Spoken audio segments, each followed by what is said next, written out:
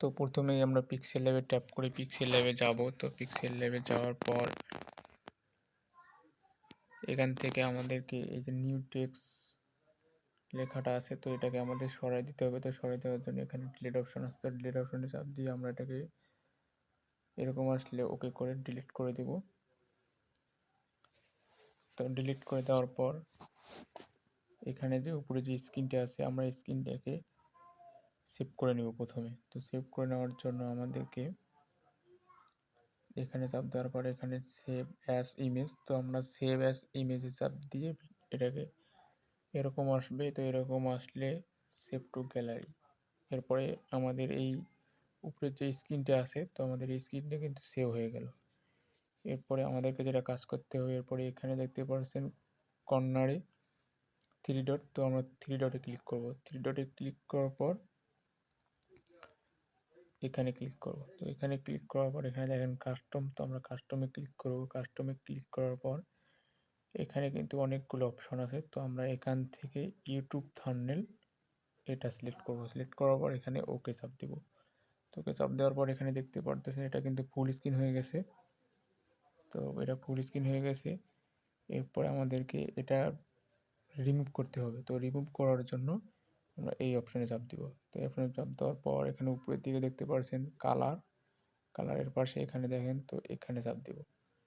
এখানে চাপ দেওয়ার পর এরকম চলে আসবে। তো এরকম চলে আসলে আমরা যে প্রথমে একটি পিকচার আমরা সেভ করে নিয়েছি, তো আমরা সেই পিকচারটাকে এখানে নিয়ে আসবো। তো সেই পিকচারটাকে এখানে নিয়ে আসার জন্য আমরা এখান থেকে প্লাস এখানে চাপ দিব, তারপরে গ্যালারি। তো এখান থেকে দেখেন আবার গ্যালারিতে যাওয়ার পর এখানে দেখেন সেই পিকচারটি কিন্তু আমাদের এখানে আছে। তো এখান থেকে আমরা পিকচারটিকে নিয়ে আসবো। তো নিয়ে আসার পর এরকম আসবে। তো এরকম আসলে এইদিকে দেখতে পাচ্ছেন একটি গোল আইকন, তো আমরা এখানে ট্যাপ করব। তো ট্যাপ করার পর এখানে টিকমার্ক, তো টিকমার্কে ট্যাপ করবো। টিকমার্কে ট্যাপ করার পর এটা কিন্তু চলে আসলো এখানে। তো এটা কিন্তু অনেক বড় হয়ে আছে, তো এটাকে আমরা ছোটো করে নেওয়ার জন্য এখানে ট্যাপ করে আমরা একটু ছোটো করে নেব, আবার ছোটো করে নেব। তো ছোটো করে নেওয়ার পর এরকম আসবে। এরকম হয়ে গেলে আমরা এই জায়গায় ট্যাপ করব। ট্যাপ করার পর আমরা এটার কালারটাকে আমরা চেঞ্জ করে দেবো। তো চেঞ্জ করার জন্য এখানে কালার অপশন আছে, তারপর এখানে ট্যাপ করব। ট্যাপ করার পর নিচের দিকে স্কেল ডাউন করে এখানে দেখতে পাচ্ছেন এই যে ব্ল্যাক কালারটা, তো আমরা এখানে ব্ল্যাক করে দেবো। ব্ল্যাক করে দেওয়ার পর এখান থেকে আমরা টিক মার্ক করে দেবো। তো এখান থেকে টিক মার্ক করে দেওয়ার পর এখানে দেখতে পাচ্ছেন স্টক, তো আমরা স্টকে যাব। দেওয়ার পর এটাকে এনেবল করে দেবো। দেওয়ার পর আমরা প্রথমে যে কালারটা আছে আমরা সেটাই সিলেক্ট করে দেবো। সিলেক্ট করে দেওয়ার পর এটাকে আমরা 5 করে দিলাম। তো 5 করে দেওয়ার পর আমরা এখানে টিক মার্ক করবো। টিক মার্ক করে বের হয়ে আসবো। বের হয়ে আসার পর আমরা এবারে এখানে লিখবো। তো লেখার জন্য আমাদেরকে যেটা করতে হবে, এখানে উপরে দেখতে পাচ্ছেন এই একটা অপশন, তো আমরা এখানে একবার ট্যাপ করবো। ট্যাপ করার পর এটাকে আমরা লক করে দেবো। লক করে দেওয়ার জন্য এখানে তালা একটা অপশন দেখতে পাচ্ছেন, তো আমরা এখানে একটা ট্যাপ করবো। ট্যাপ করার পর এটা কিন্তু লক হয়ে গেলে এটা নড়াচড়া করবে না। এরপরে আমাদেরকে প্লাস এখানে ট্যাপ করতে হবে। প্লাস এখানে ট্যাপ করার পর আমরা এখানে দেখতেই পারতেছেন টেক্সট, তো আমরা এখানে ট্যাপ করবো। এখানে ট্যাপ করার পর এটাকে আমরা নিয়ে আসবো। তো নিয়ে আসার পর আমরা এটাকে মাঝখানে নিয়ে আসবো। তো মাঝখানে নিয়ে এসে দুইবার ট্যাপ করবো। ট্যাপ করার পর আমরা এখানে লিখবো।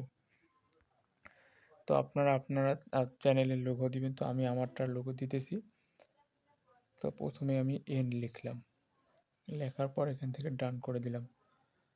দেওয়ার পর এখান থেকে ওকে করে দিলাম। ওকে করে দেওয়ার পর এখানে কিন্তু লেখাটা ছোট হয়ে আছে, তো আমরা এখানে ট্যাপ করে লেখাটাকে আমি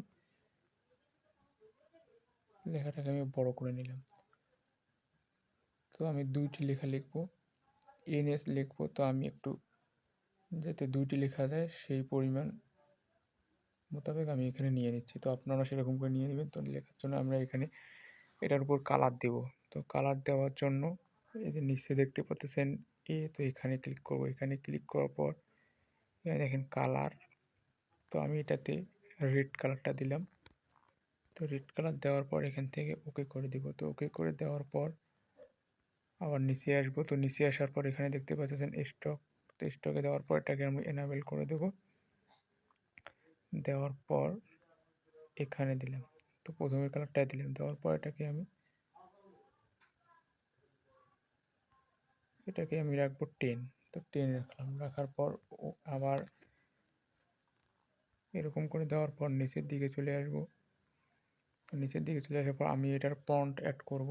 তো ফন্ট অ্যাড করার জন্য এখানে দেখতে পাচ্ছেন ফন্ট। ফন্টে যাওয়ার পর আমি এটাই দিলাম, দেওয়ার পর ওকে করে দিলাম। তো ওকে করে দেওয়ার পর এটা এরকম চলে আসবে। তো এরকম চলে আসলে আমি এটাকে মাঝ বরাবর রাখবো। তো মাঝ বরাবর এটাকে রেখে দিলাম। এরপরে এখান থেকে আমি আবার এই অপশনে চাপ দেবো, দেওয়ার পর এটাকেও আমি লক করে দেবো। লক করে দেওয়ার পর আবার এই অপশন ট্যাপ করে বের হয়ে আসবো। এবার আমি এখানে লিখবো এস। তো এস লেখার জন্য আবার আমাকে প্লাস এখানে ট্যাপ করতে হবে। প্লাস এখানে ট্যাপ করার পর টেক্সট। তো টেক্সটে যাওয়ার পর এখানে আবার নিউ টেক্সট। তো নিউ টেক্সটে ক্লিক করব। তো নিউ টেক্সটে ক্লিক করার পর এখানে আমি দিব এবার এস। তো এস লিখলাম, লেখার পর আমি ডান করে দিলাম। তো সেমভাবে এটাকেও আমি বড় করে নিব। তো বড় করে নেওয়ার পর এখানে আমি ফন্ট অ্যাড করব। তো ফন্ট অ্যাড করার জন্য এখানে দেখতে পাচ্ছেন ফন্ট। তো ফন্ট এটাই অ্যাড করে দিলাম, দেওয়ার পর ওকে। তো ওকে দেওয়ার পর এটা যখন এরকম হয়ে আসবে, তো নিচের দিকে আমি এটার কালারটা চেঞ্জ করে দেব। নিচের দিকে দেখতে পাচ্ছেন কালার, এখানে দেখেন কালার। তো কালারে চাপ দেব। কালারে চাপ দেওয়ার পর এখানে আমি একটি কালার চয়েস করে নিই। তো আমি হলুদ কালারটা নিলাম। তো হলুদ কালারটা সিলেক্ট করে দেওয়ার পর এরকম করে দিলাম। দেওয়ার পর এখান থেকে ওকে করে দিব। তো ওকে করে দেওয়ার পর আবার নিচের দিকে স্ক্রল ডাউন করে এখানে দেখেন স্টক। তো আমি স্টকে দিব। স্টকে দেওয়ার পর এনেবেল করে দিলাম। এনেবেল করে দেওয়ার পর এখানে আমি আরেকটি কালার সিলেক্ট করে নিতাম। এই কালারটি সিলেক্ট করে নিলাম। এই কালারটি সিলেক্ট করে নিলাম। নেওয়ার পর আমি এটাকে 10 রাখবো। তো 10 রাখার পর এই ঠিক মাঝ বরাবর রাখবো।